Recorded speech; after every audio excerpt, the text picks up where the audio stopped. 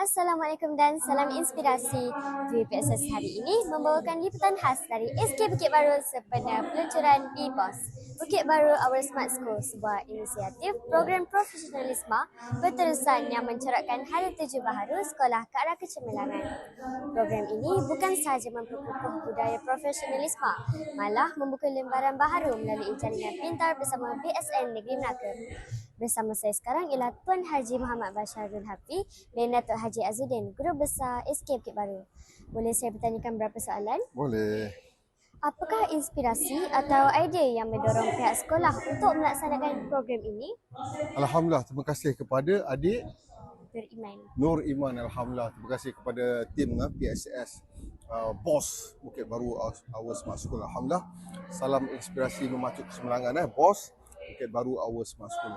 Okey, inspirasinya di sini adalah tak lain dan tak bukan adalah untuk memastikan kemejadian murid itu di dalam merealisasikan rancangan pendidikan Malaysia 2026 hingga 2035 itu berlaku.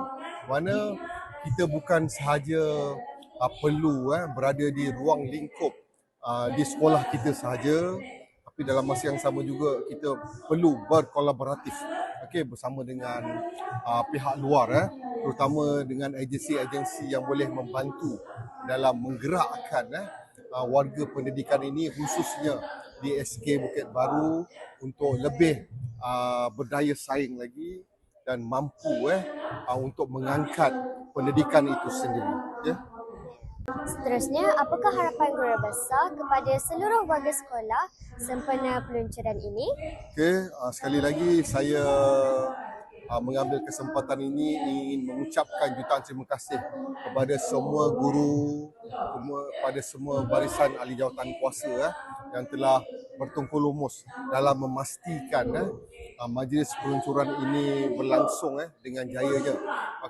Harapan saya sudah pastilah warga sekolah SK Bukit Baru ini dapat menyambut rancangan dan hala tuju yang saya cuba bawakan di sini, dan tak lain dan tak bukan adalah ingin memastikan kemejadian murid serta kualiti sekolah itu dapat diangkat dan menjadi nombor satu di negeri Melaka ini.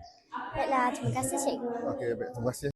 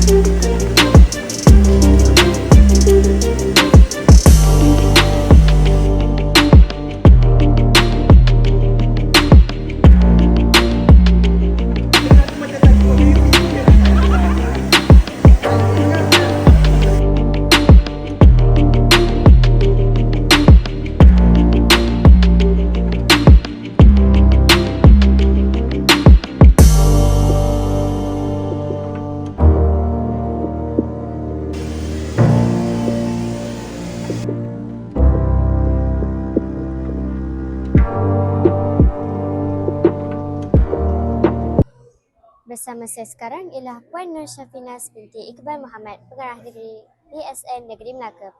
Puan, boleh saya bertanyakan satu soalan? Boleh. Pada pendapat Puan Syafinas, apakah inspirasi di sebalik kerjasama antara BSN dan pihak sekolah? Inspirasi yang paling utama adalah apabila BSN dengan pihak sekolah dapat menjalinkan satu suasana ataupun kerjasama yang dapat membantu sekolah dari segi infrastruktur. Terima kasih Puan. Demikianlah liputan khas peluncuran BBOS. Semoga inisiatif ini terus memacu kecemerlangan warga SK Bukit Baru selaras dengan tanda pagar BBOS, Bukit Baru Our Smart School, dan tanda pagar inspirasi memacu kecemerlangan. Saya Nur Iman Irina, Wakil PSS SK Bukit Baru melaporkan. Terima kasih dan salam inspirasi.